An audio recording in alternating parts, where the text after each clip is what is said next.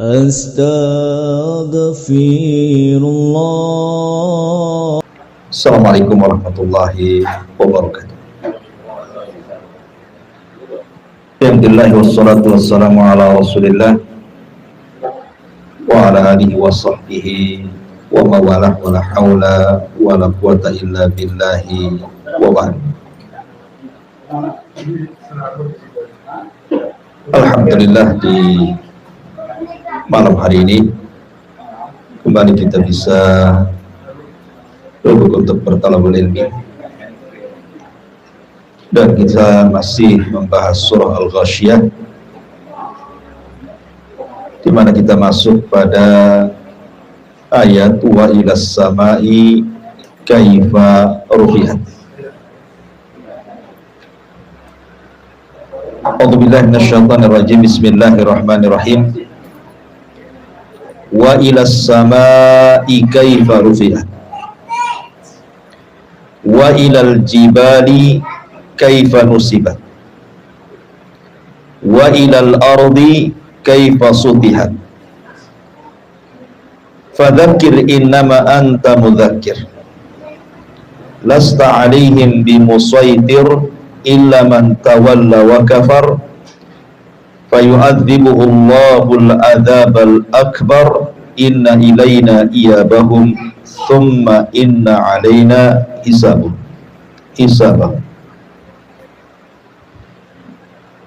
Wa ilas sama kaifa rufi'at, dan langit bagaimana bisa ditinggikan atau diangkat. Wa ilal ardi kaifa sutihat, dan bumi atau wa ilal jibali kaifa nusibat, dan gunung-gunung bagaimana ditegakkan. Wa ilal ardi kaifa sutihat, dan bumi bagaimana dihamparkan. Kemarin kita sudah menjelaskan tentang salah satu kekuasaan Allah Subhanahu wa ta'ala tentang unta. Afala yanzuruna ilal ibili kaifa khuliqat. Tidakkah kau lihat unta diciptakan?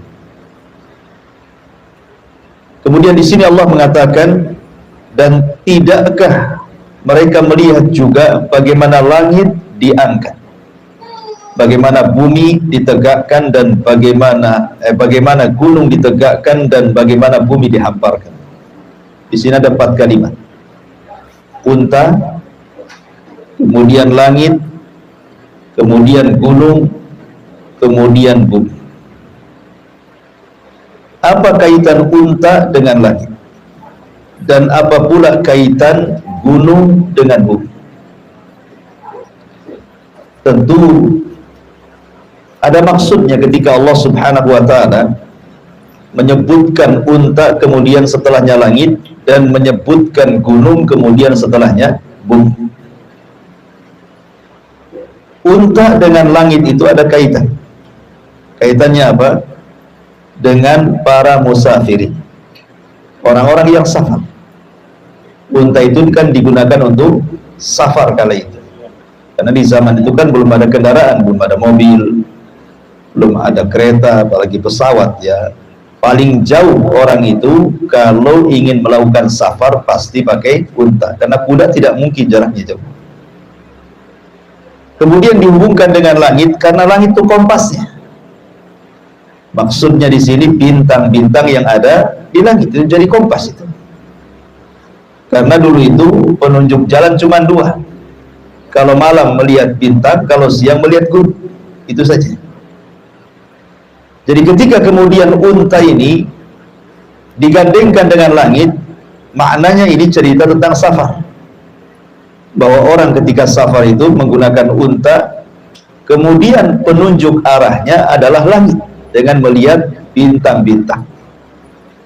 Karena bintang itu difungsikan salah satunya bukan untuk menghias langit saja, bukan untuk melempar setan saja, tetapi juga untuk memberikan kompas bagi orang yang sedang safar. Adapun kaitan gunung dengan bumi, justru sebaliknya, ini bicara tentang orang mukim. Karena manusia itu cuma 2 kondisi saja. Kalau tidak safar, mukim. Kan manusia cuma 2 ya. Safar mukim.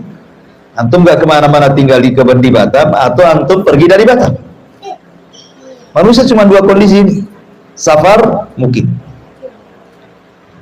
Lah ketika Allah Subhanahu wa ta'ala bicara tentang gunung dan bumi, berarti ini bicara tentang mukim. Kenapa demikian? Karena gunung itu adalah salah satu tempat rizki bagi manusia. Gunung itu salah satu tempat rizki bagi manusia. Di situ ada madu, tawon-tawon kan itu. Di situ ada buah-buahan, di situ ada tumbuh-tumbuhan. Kemudian ketika digabungkan dengan bumi, karena yang menjadikan bumi tidak bergerak itu adalah gunung. Kalau tidak ada gunung, bumi tidak akan stabil, maka akan gempa di mana-mana. Makanya orang yang tinggal di bumi, kenapa kemudian mereka bisa berjalan dengan stabil? Bangun rumah pun tidak roboh. Kemudian juga kita bisa makan dengan tenang, minum dengan tenang. Bahkan orang mati pun bisa dikubur. Itu tidak lain karena ada hubung kait antara gunung dan bumi, di mana gunung itu menjadi pasak masalahnya, yang menjadikan bumi itu tenang, bisa dilewati dengan tenang. Baik, kita masuk pada ayat 2, ilas samai kaifa rufi'at. Dan tidakkah mereka melihat bagaimana langit itu diangkat atau ditinggikan? Ma'asyiral muslimin yang dimuliakan Allah Subhanahu wa ta'ala, langit itu adalah salah satu makhluk Allah Subhanahu wa ta'ala yang paling besar. Tentu di sana ada makhluk yang jauh lebih besar dari langit seperti arasy, kemudian kursi gitu ya. Tapi kalau dibandingkan dengan bumi, maka langit itu berlipat-lipat besarnya. Sampai-sampai Nabi SAW ketika membandingkan besarnya bumi dengan langit itu seperti apa? Seperti cincin yang dilempar ke padang pasir. Padang pasir itu langitnya, cincin itu bumi. Lah, dengan mengetahui bahwa langit itu sebesar itu, ini menunjukkan bahwa langit itu yadullu ala qudratillahi azza wa jalla. Bahwa ini menunjukkan tentang kuasa Allah. Allah berkuasa menciptakan makhluk yang sangat besar. Bukan hanya satu lapis, tetapi sampai 7 lapis lagi. Ma'asyiral muslimin yang dimuliakan Allah Subhanahu wa ta'ala.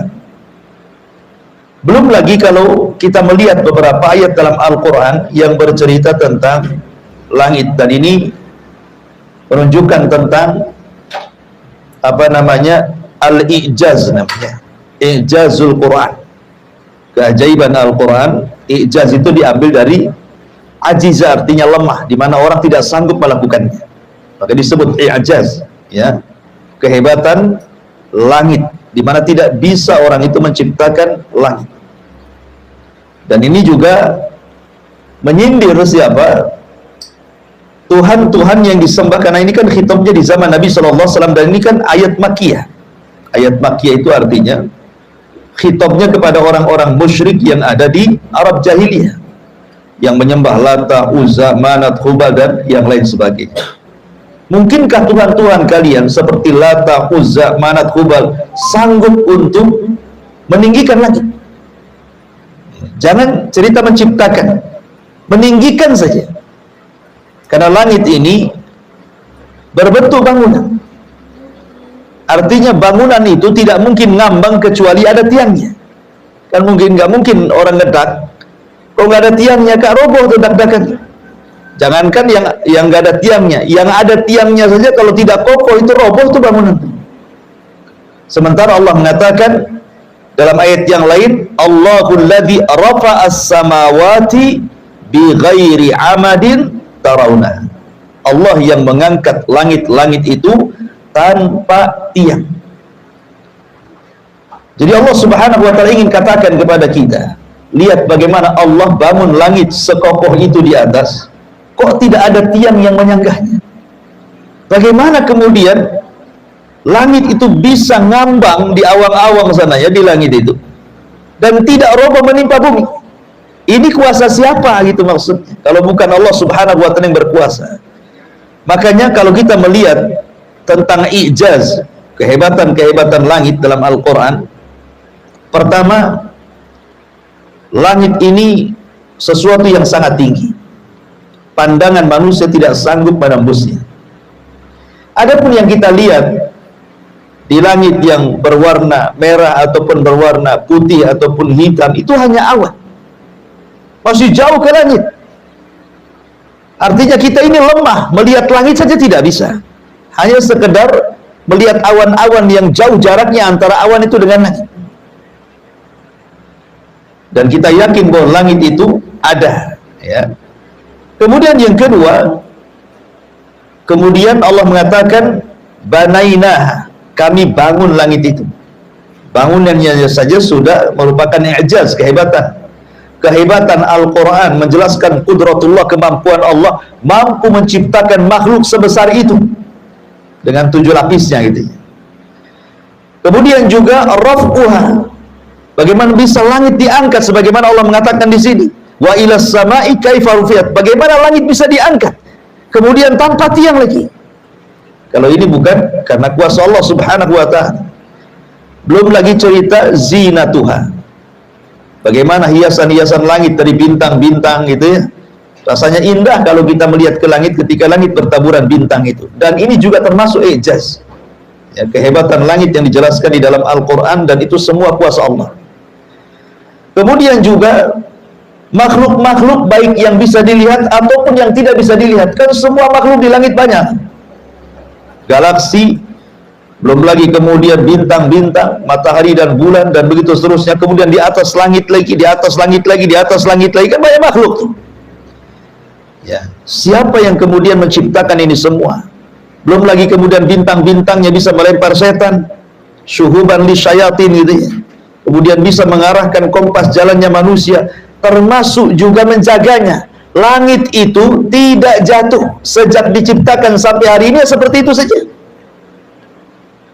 Ikhwan, ada kisah yang dinukilkan oleh Al-Imam At-Tabari, Al-Imam At-Tabari rahimahullahu ta'ala. Tentu ini kisah Israiliyat ya. Jadi Imam At-Tabari ini dalam tafsirnya mengisahkan tentang kisah Nabi Musa. Nabi Musa alaihi salatu wassalam, ketika dia berpikir apakah Allah ini tidur atau tidak sih sebenarnya, Allah itu tidur atau tidak.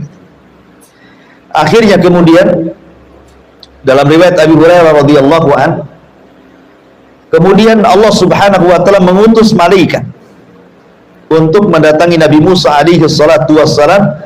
Kemudian Musa disuruh berdiri dengan tangannya menengadahkan kedua-duanya, kemudian dua-duanya diberikan qarurataini, 2 botol, suruh pegang 2 botol ya, berdiri pegang 2 botol ya. Berdiri saja, tidak disuruh apa-apa, cuma berdiri saja. Akhirnya karena kelamaan berdiri, Musa pun ngantuk, kemudian tertidur sesaat, jatuhlah kemudian di satu tangannya botol itu, pecah ke bawah. Musa masih tak bertahan, mempertahankan botol satunya. Kemudian juga ngantuk juga, namanya manusia pasti ngantuk. Akhirnya tertidur sesaat, jatuh lagi kemudian botol di tangan satunya, dua-duanya jatuh. Malaikat ingin mengatakan, ya Musa, kalau Allah tidur seperti engkau tidur, langit bumi ini sudah hancur. Paham ya? Ya. Kalau seandainya Allah itu tidur, apalagi ngantuk lah, jangan tidur. Kalau Allah ngantuk, apalagi sampai tidur, kondisinya seperti kamu memegang botol itu. Pasti Allah subhanahu wa ta'ala ketika ngantuk atau tertidur, wah sudah berantakan alam semesta ini. Ini kan i'jaz namanya. I'jaz sekali lagi, ini kehebatannya. Kehebatan Allah subhanahu wa ta'ala ketika menjaga langit stabil.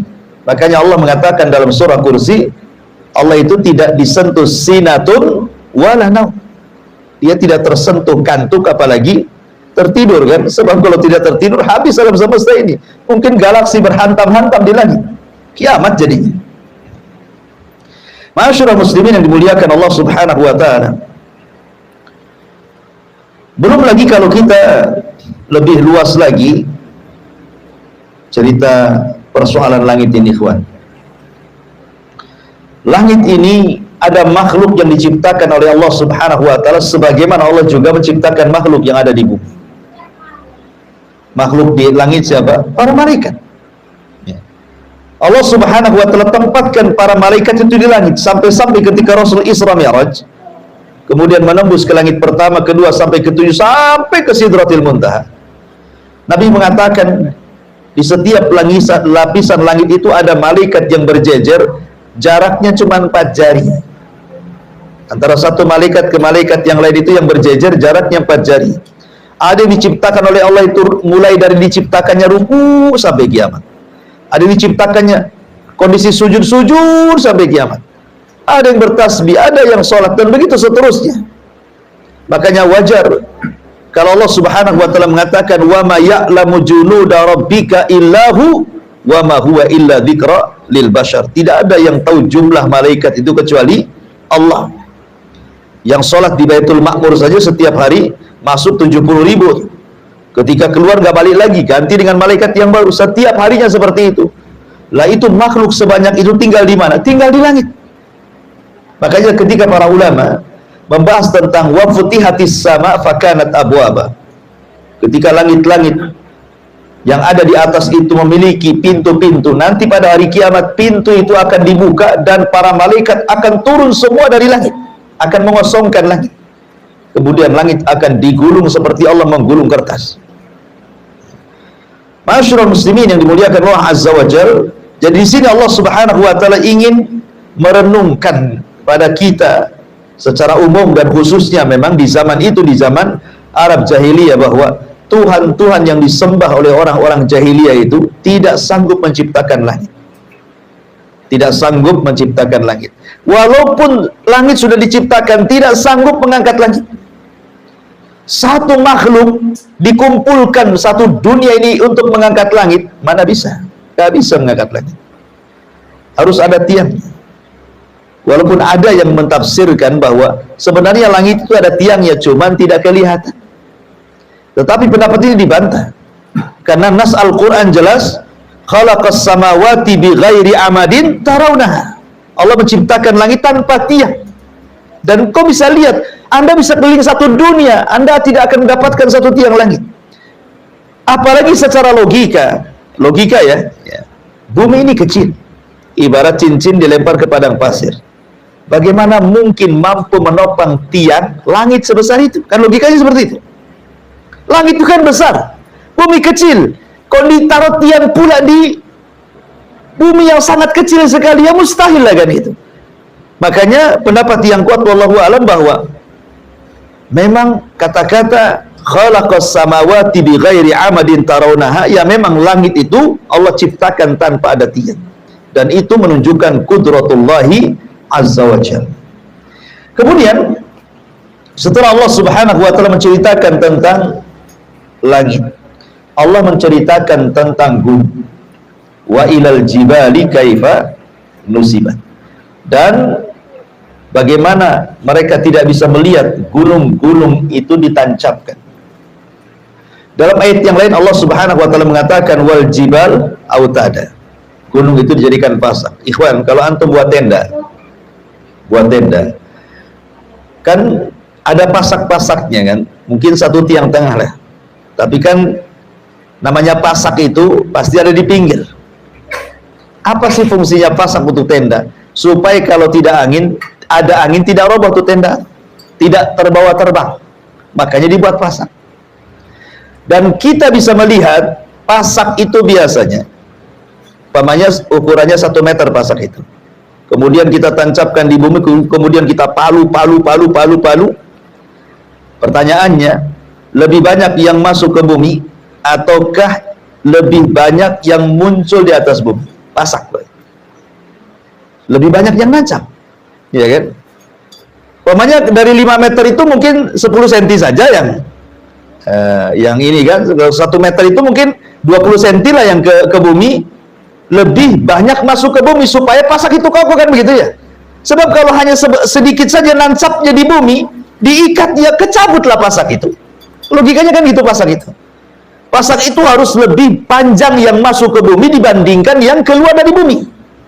Lah gunung itu Allah Subhanahu wa taala mengatakan ketika wal jibal autada, Allah tidak hendak membicarakan gunung yang menjulang ke langit, tetapi Allah sedang membicarakan gunung yang menembus ke dalam bumi, gitu maksudnya. Jadi gunung yang menembus ke dalam bumi itu jauh lebih panjang dibandingkan gunung yang menjulang ke langit. Gunung apa yang paling besar coba? Himalaya. Ya, itu berapa kilo kan ke atas gunung itu? Berarti yang nancap ke dalam bumi itu jauh lebih panjang lagi, lebih dalam lagi dibandingkan yang naik ke atas, gitu maksudnya ya, yang di ada permukaan bumi.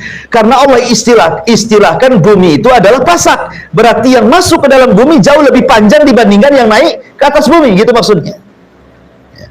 Bayangkan Allah Subhanahu wa taala menciptakan gunung, kemudian ditancapkan dalam-dalam ke dalam bumi, kemudian dimunculkan sedikit ke atas bumi, sampai kemudian di dalam bumi diikat oleh Allah Subhanahu wa taala, dan yang memegang ikatannya adalah para malaikat yang ada di bawah bumi, yang disebut dengan malakul jabal. Sebagaimana ketika Nabi SAW pulang dari Taif, dilempari oleh penduduk Taif kan, kemudian datang Jibril dengan 2 malaikat gunung.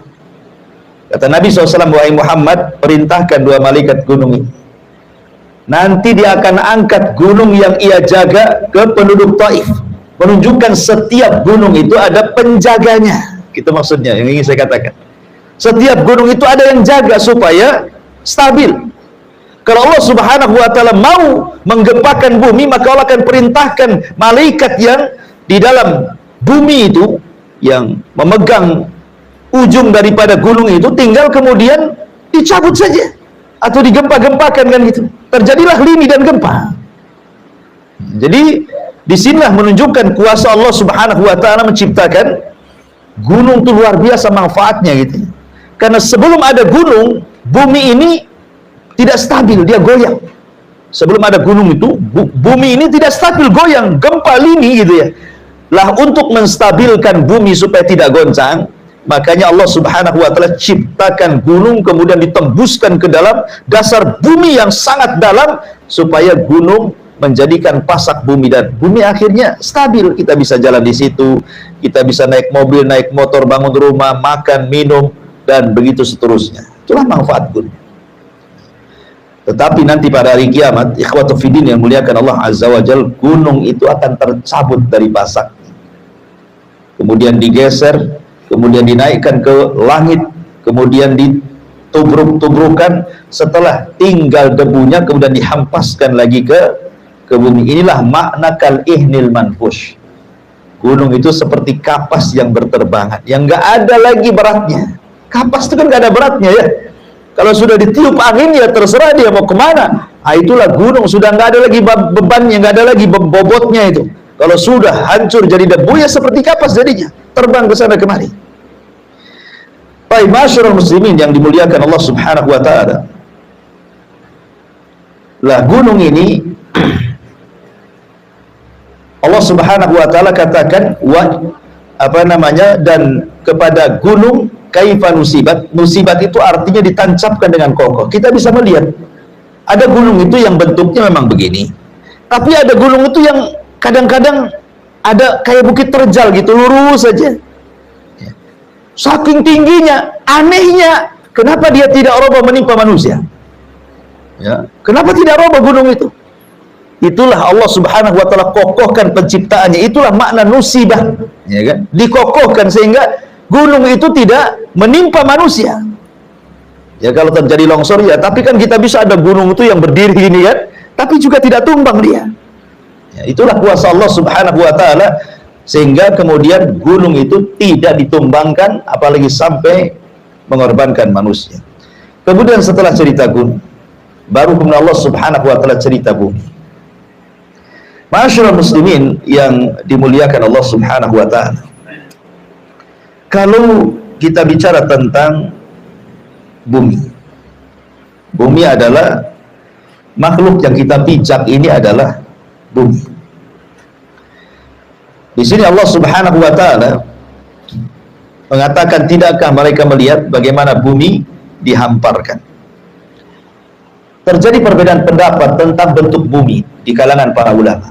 Bumi ini apakah terhampar seperti ini kertas? Apakah bumi itu seperti kertas seperti ini? Ya. Karena ayat Al-Quran mengatakan nanti pada hari kiamat gunung itu akan dilipat seperti lipatan. Ada juga yang mengatakan bahwa bumi itu pertama ada yang mengatakan mukarrah. Mukarrah itu seperti bola, artinya bulat.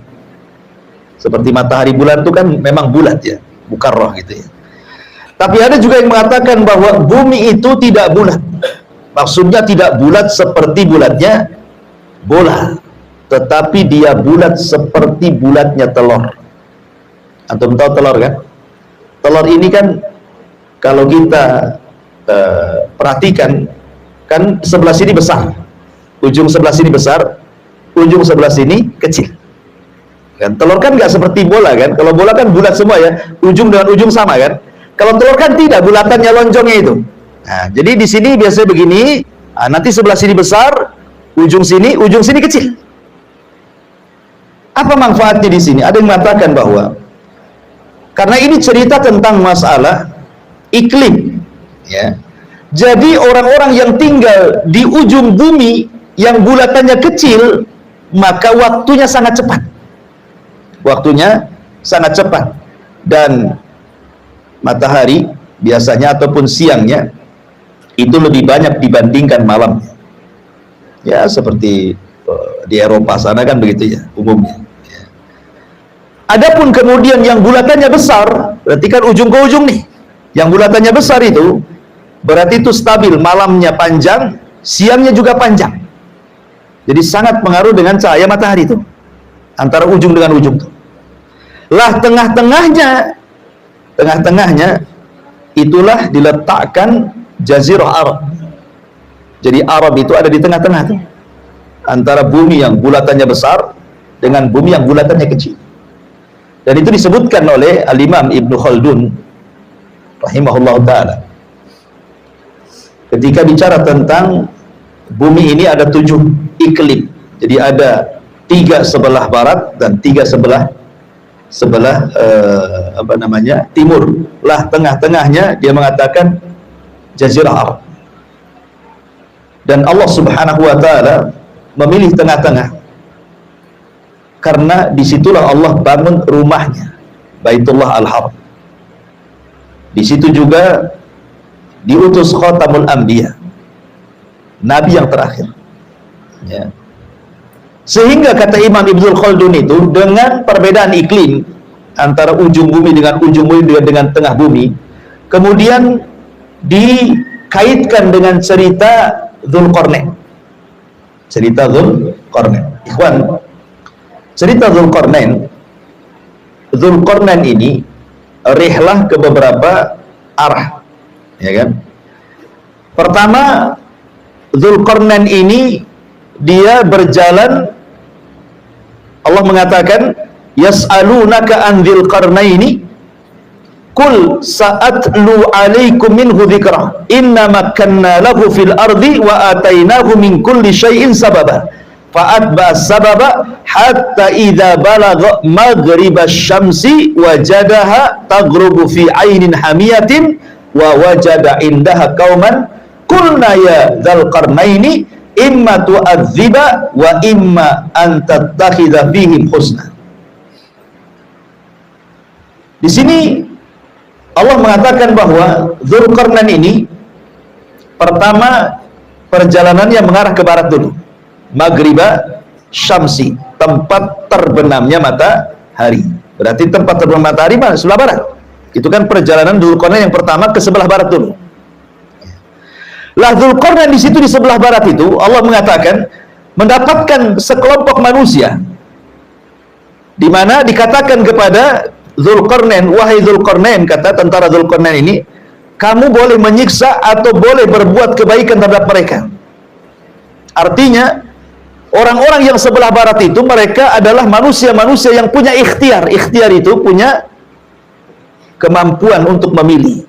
Karena di sini kan Dzulqarnain dikatakan boleh kau mengadab mereka atau boleh kau berbuat baik kepada mereka. Artinya karena kaum yang sebelah barat ini dia punya pilihan kepada dirinya sendiri, mau beriman atau kufur. Itu maksudnya.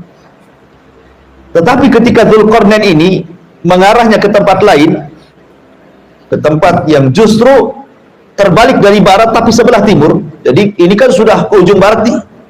Setelah mentok di ujung barat, Dzulqarnain kemudian balik lagi ke ujung timur. Makanya Allah mengatakan hatta idza balagha matla'is syamsi, ketika Dzulqarnain sampai menempuh ke tempat terbitnya matahari. Di mana terbitnya matahari? Sebelah timur. Berarti Dzulqarnain mengarah ke timur setelah ke barat. Apa yang terjadi? Kemudian mendapatkan sebuah kaum lam naj'al lahum min duniha sitrah. Apa kaum yang didapati Dzulqarnain ini? Hingga apabila dia telah sampai ke tempat terbitnya matahari, dia mendapati matahari itu menyinari segolongan umat yang kami tidak menjadikan bagi mereka sesuatu yang melindungi mereka dari cahaya matahari.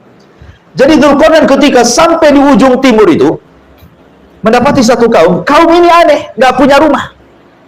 Dia tinggal di dalam gua-gua, di lubang-lubang. Ya, nggak ada rumah. Tidak ada rumah yang kayak kita ini kan, kalau ada matahari, ada hujan kan bisa dilindungi. Jadi mereka berlindung di dalam bumi itu. Dibuatkan lubang-lubang dalam bumi, mereka sembunyi. Dan mereka ketakutan dengan adanya Dzulqarnain. Mereka tidak menemui Dzulqarnain, dan Dzulqarnain pun tidak menemui mereka. Ya. Jadi mereka tidak berbicara dengan Dzulqarnain, tapi Dzulqarnain juga tidak ngajak bicara dengan mereka, ditinggal begitu saja. Jadi kaum ini mereka keluarnya di malam hari saja. Jadi kalau siang hari mereka masuk ke lubang-lubang, kalau malam hari baru mereka keluar. Karena mereka takut dengan cahaya matahari. Lah kaum yang ini, kaum yang tidak punya pilihan. Kalau yang sana kan ada pilihan kan. Bisa beriman, bisa kufur. Kalau ini orang ini ketakutan, nggak ada iradah, nggak ada kehendak orangnya. Ketemu aja susah. Ya. Makanya oleh Dzulqarnain ditinggalkan, kemudian mengarah ke arah mana? Ke arah lain lagi. Ya. Kemudian Allah Subhanahu wa taala mengatakan di sini hatta idza balagha bainas saddaini wajada min dunihi qauman la yakaduna yafqahuna qaula. Setelah kemudian Dzulqarnain ini mengarah ke timur, mendapatkan kaum yang tidak bisa diajak bicara, mereka juga tidak bicara dengan Dzulqarnain karena sembunyi. Maka kemudian mereka mengarah ke utara. Ya, jadi barat, timur, utara. Cuman 3 arah saja Dzulqarnain itu berjalan. Ketika sampai di ujung utara, rupanya ada 2 gunung. Disitulah Dzulqarnain mendapatkan satu kaum yang nggak paham bahasanya. Ngomong apa orang itu? Sampai kemudian harus menggunakan 10 penerjemah. Dari satu bahasa ke bahasa lain, dari bahasa lain ke bahasa lain, dari bahasa lain ke bahasa lain, dari bahasa lain ke sampai bukan paham itu. Pokoknya dari bahasa Sunda ke Jawa, dari Jawa ke Bali, dari Bali ke Melayu, dari Melayu ke Batak, dari Batak ke Alor, baru paham. Oh iya, maunya apa gitu loh. Jadi ini kaum yang ini, ya kenapa rupanya baru tahu bahwa di situ mereka diganggu oleh manusia yang sangat jahat namanya Yajuj dan Majuj, kan itu ceritanya ya, di ujung. Makanya dari sini, dari perjalanan Dzulqarnain ini bisa melihat bahwa iklim itu bisa merubah tabiat-tabiat orang di sini. Ya kan, masing-masing daerah itu memiliki tabiat masing-masing. Kalau kita lihat ke barat, memang barat itu kan ahli azmi istiqrar, orangnya memang punya pendirian, itu bahasanya ya. Orang-orang barat kan punya pendirian orangnya. Kemudian punya azam yang kuat. Ya. Tapi kemudian orang-orang yang di sebelah lain pula dia tidak punya pendirian. Ya. Tapi kalau mengarah ke utara, ke daerah-daerah Rusia bekas jajahan Uni Soviet sana kan, Rusia, justru di situ adalah kegelapan di zaman itu, karena disitulah Yajuj dan Majuj akan muncul kan itu ya. Dan begitu seterusnya. Intinya bahwa iklim yang ada di permukaan bumi, kata Imam Ibnu Khaldun, itu memiliki juga pengaruh kepada tabiat-tabiat manusia. Ya, kepada tabiat. Jangankan jauh-jauh antar ujung negara ke ujung negara ya. Di negeri kita saja kan kita lihat tabiat masing-masing daerah itu kan kadang-kadang ada yang keras, ada yang lembut gitu. Kayak di Jawa mungkin Orang Jogja kalau ngomong habisin pulsa lama selesainya, karena pelan gitu ya. Orang Surabaya cepet pula kecepatan, malah nggak paham ngomong apa saking cepetnya, ya kan itu ya. Ada yang orangnya nampaknya marah-marah, padahal dia itu nggak marah-marah sebenarnya. Ya, suaranya aja tinggi gitu ya. Itu memang berubah tabiat masing-masing. Apalagi antar negara dengan berbagai macam iklim tadi kan. Jadi begitulah Allah Subhanahu wa taala membentuk bumi, dan ini salah satu ijaz ya, keajaiban Allah Subhanahu wa taala membentuk bumi seperti itu. Baik. Intinya bahwa di sini Allah Subhanahu wa taala ingin merenungkan, membuat renungan kepada kita, bukan hanya orang-orang musyrik Arab saja, tetapi juga ayat ini al-ibrati bi umumi lafzi, karena ibrah itu umumnya lafaz. Bahwa ketika Allah menciptakan unta, menciptakan langit, menciptakan bumi, menciptakan gunung, jadikan itu semua renungan tentang kudratullahi azza wa jalla. Bahwa Allah itu menguasai, bahwa tidak mungkin alam semesta itu kalau tidak ada penciptanya. Nggak mungkin gunung begitu saja ada, langit begitu saja ada, nggak mungkin, pasti di sana ada pencipta, Allah Subhanahu wa ta'ala. Ya. Baik. Kemudian Allah Subhanahu wa ta'ala berfirman setelahnya, setelah kemudian bicara tentang kuasa Allah Subhanahu wa ta'ala, maka Allah Subhanahu wa ta'ala mengatakan fadzakir innama anta mudzakir, maka berilah peringatan karena sesungguhnya engkau Muhammad hanyalah pemberi peringatan. Artinya di sini ada hubung kait dengan ayat sebelumnya. Kalau orang-orang musyrik jahiliyah itu tidak bisa mengambil pelajaran dengan adanya langit yang mereka bisa lihat, dengan adanya bumi yang mereka bisa pijak, dengan adanya unta yang mereka bisa pegang, dengan adanya gunung yang juga mereka bisa daki gitu. Bahwa itu semua adalah tidak mungkin Tuhan-Tuhan mereka yang mereka sembah seperti Lata, Uzza, dan Hubal yang menciptakan. Di sana pasti ada pencipta. Kalau dengan itu, dengan kuasa Allah secara kaun, mereka tidak sadar, maka kewajiban kamu fadzakir, ingatkan mereka, ya, kasih tahu mereka bahwa sembahan kalian tidak layak disembah.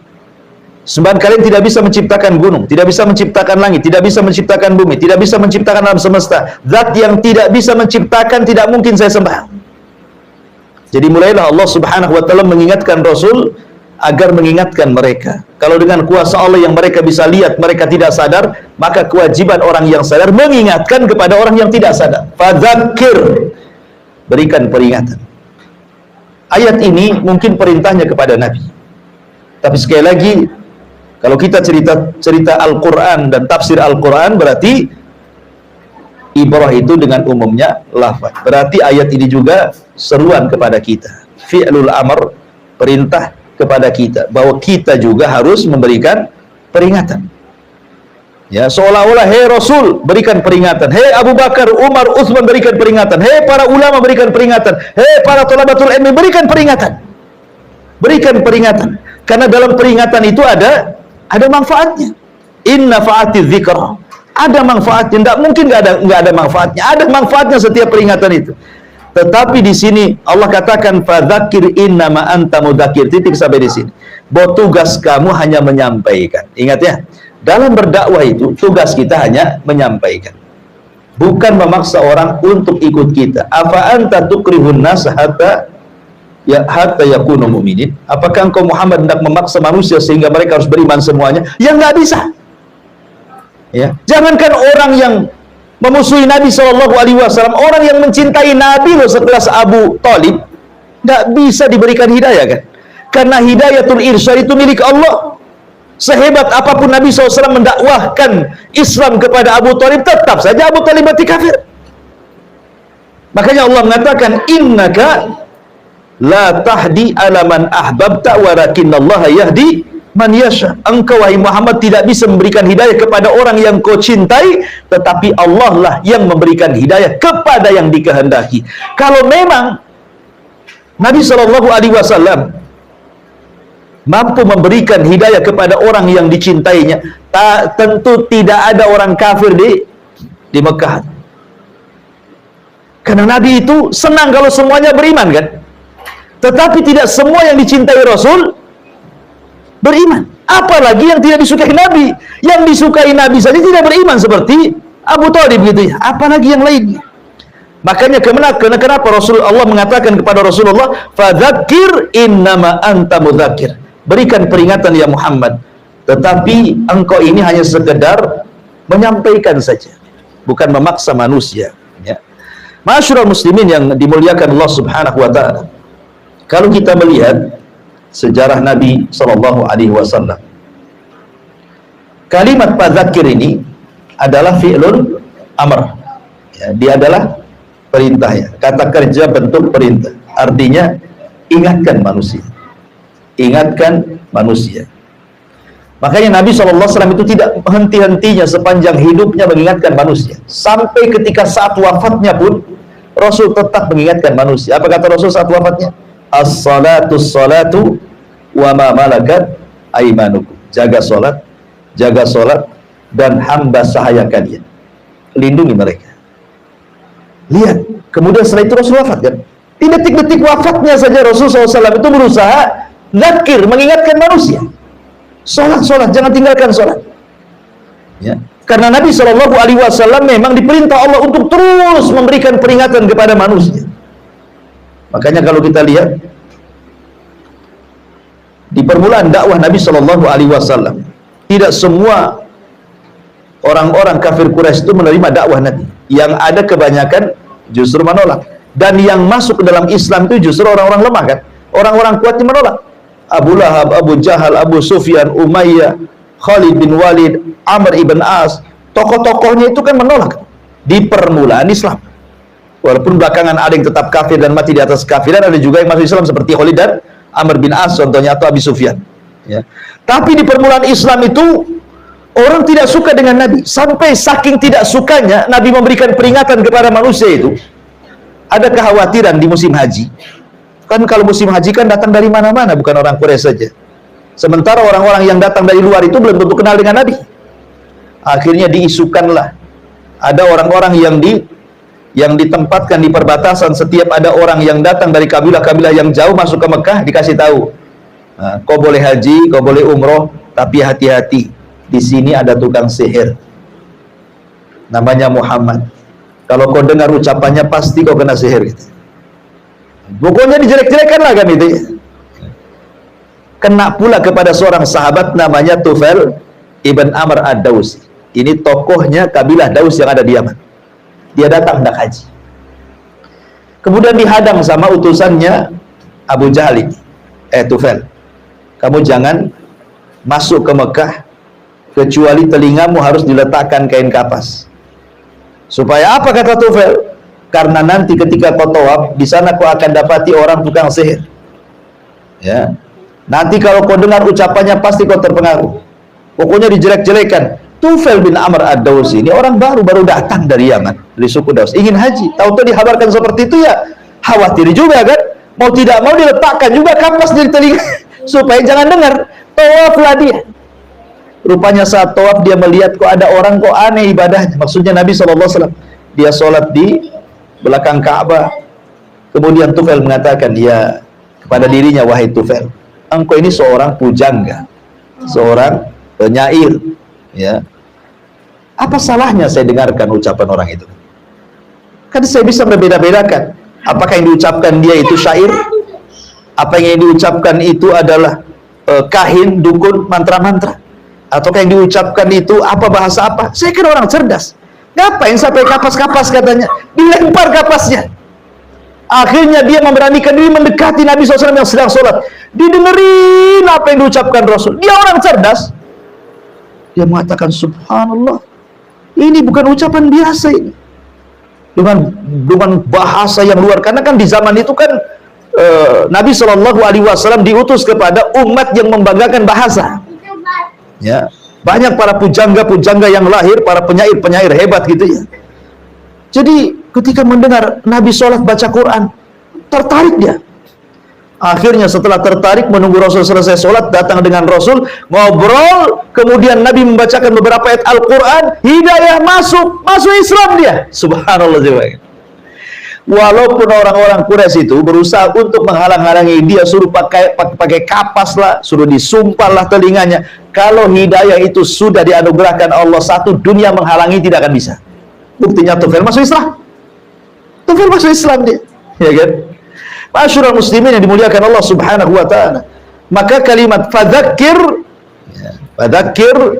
dzakir ini maksudnya memberikan peringatan kepada siapa dan apa yang diberikan peringatan.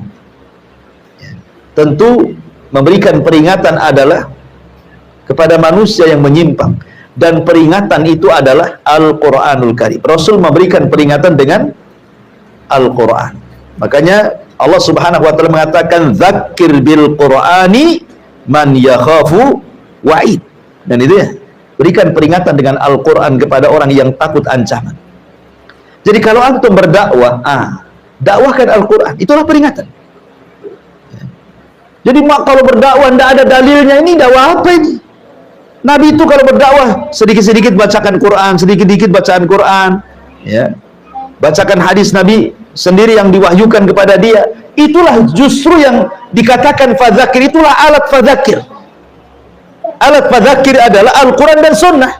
Kalau kita hendak memberikan peringatan, peringatkan apa yang diperingatkan Al-Quran, peringatkan apa yang diperingatkan dalam hadis Nabi SAW. Dan yang pertama kali diperingatkan oleh Rasul kepada orang-orang kafir adalah masalah tauhid. Masalah tauhid. Kemudian masalah-masalah akidah-akidah yang lainnya tentang kehidupan setelah kematian. Kemudian tentang padang mahsyar sampai kepada balasan antara surga dan neraka. Itulah yang harus kita sampaikan kepada manusia tentang akidah dan tauhid. Makanya kenapa kemudian seluruh para nabi dan rasul, inilah dakwah yang pertama kali disampaikan kepada umat, tauhid, sebelum yang lainnya. Ma'asyiral muslimin yang dimuliakan Allah Subhanahu wa taala, Allah perkuat dengan kata-katanya lasta alaihim bimusaitir. Engkau bukanlah orang yang berkuasa atas mereka. Seolah-olah Allah ingin katakan, ya Muhammad, yang menggenggam hati manusia itu bukan engkau tapi Allah. Maka kita harus paham, kalau antum kemudian menasihati saudara antum, menasihati keluarga, menasihati kawan, kok dia malah kemudian marah-marah, malah kemudian mengejek, menentang, bahkan berusaha untuk menjauh dari kita, bahkan sebagian mereka sampai memutus silaturahim, kan itu ya. Ketahuilah bahwa yang memegang hati manusia itu Allah. Jadi tugas kita hanya menyampaikan kebenaran. Ya, dalam berdakwah itu hanya menyampaikan kebenaran dengan kelembutan. Ini yang kadang-kadang hilang pada ruhnya ikhwan-ikhwan saat berdakwah. Tidak ada lembutnya. Ilmu ada, lembut tak ada. Contoh saja, saya kadang-kadang benci juga kalau melihat pemainnya lagi sholat wajib, tah maghrib, tah isya gitu ya. Ya, ada ikhwan-ikhwan itu mungkin di masjid itu tidak sepaham dengan jemaah yang ada di situ. Tapi kan mereka minoritas, mereka mayoritas. Ikhwan itu mungkin hanya 1-2 di tengah-tengah orang banyak yang berbeda pemahamannya. Terkadang habis sholat itu hanya zikir entah berapa, entah astagfirullah, langsung berdiri sholat sunnah. Ini nggak ada adabnya, ikhwan. Apa salahnya coba antum ikut mereka dulu sampai selesai, mereka juga zikir rame-rame, kita zikir sendiri kan. Ya, selesai mereka sholat sunnah, baru kita sholat sunnah. Supaya nggak terkesan kita ini berpisah dengan mereka gitu maksudnya. Kadang saya gimana melihat ada ikhwan kayak gitu, kayaknya nggak punya akhlak dia kan. Ya, akhirnya ketika kemudian sikapnya seperti itu, ya tetap jadi eksklusif akhirnya. Ini orang apa ini, kata orang itu, nggak pernah zikir. Jadi kan begitu ya. Ya. Kan zikir kan banyak, ikhwan. Nabi SAW mengajarkan lafaz zikir itu banyak, itu mulai dari istighfar 3 kali, Allahumma antas salam, Allahumma la mani alima ataita. Kemudian di situ ada tasbih 33 kali, kemudian tahmid 33 kali, takbir 33 kali, digenapkan dengan la ilaha illallah. Kemudian di situ ada baca ayat kursi juga kan, dianjurkan baca ayat kursi. Kemudian di situ juga qul a'udzu birabbin nas, qul a'udzu bifalaq, kemudian akhir surah Al-Baqarah juga dianjurkan. Jadi sebenarnya kalau dia paham zikir itu panjang itu. Mungkin ketika kita selesai zikir, selesai juga zikirnya orang itu. Sehingga akhirnya karena dia mungkin kurang beradab gitu ya. Kadang-kadang di belakangnya orang tua lagi zikir, antum pula sholat sunnah membelakangi dia. Ya.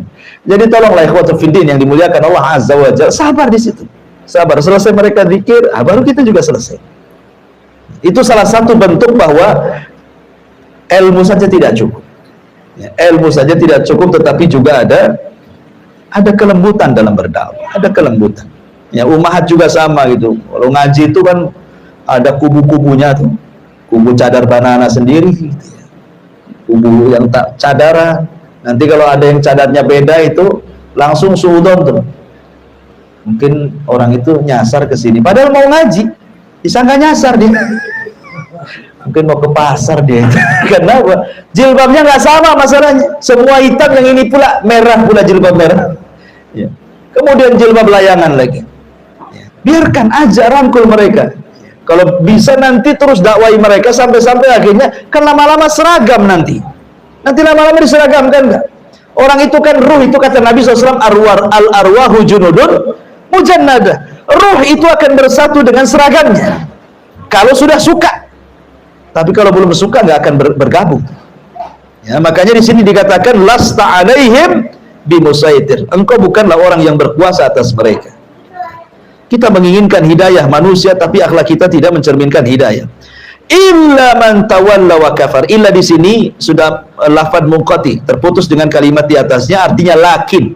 Illa di sini artinya lakin man tawalla wa kafar. Akan tetapi, itu artinya ya.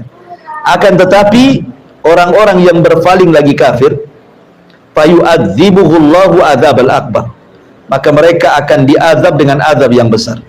Jadi kalau mereka dusta, mendustakan kamu, kau beri peringatan, mereka tidak, begitu seterusnya, nah sudah, berarti mereka memang memilih di atas kekiran.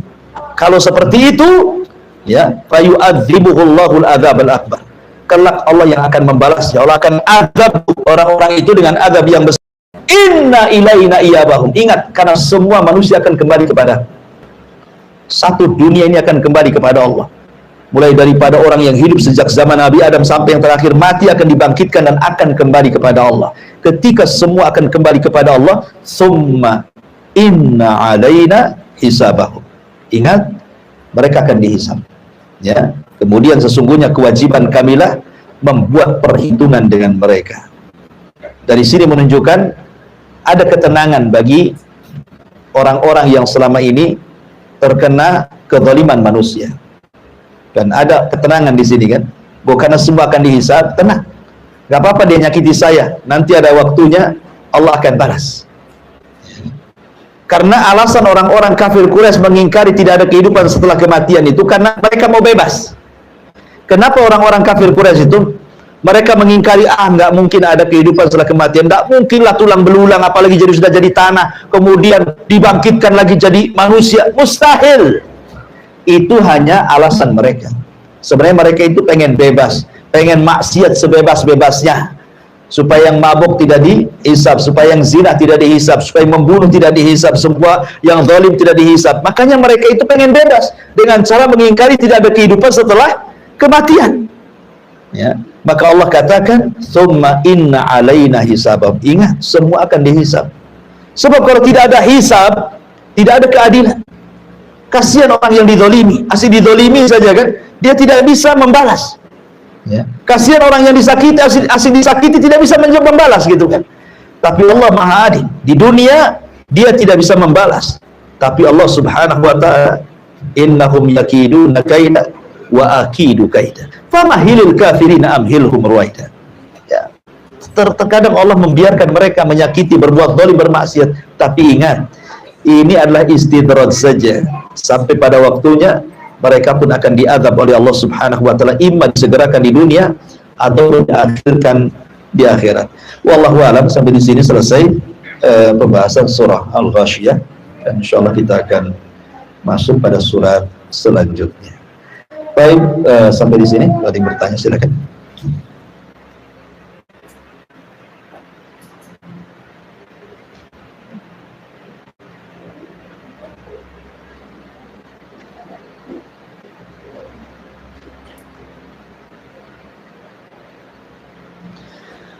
Dan kalau tidak ada, kita tutup. Subhanallah bihamdika, asyhadu an la ilaha illa anta, astaghfiruka wa atubu ilaik. Wallahu ta'ala. Assalamualaikum warahmatullahi wabarakatuh.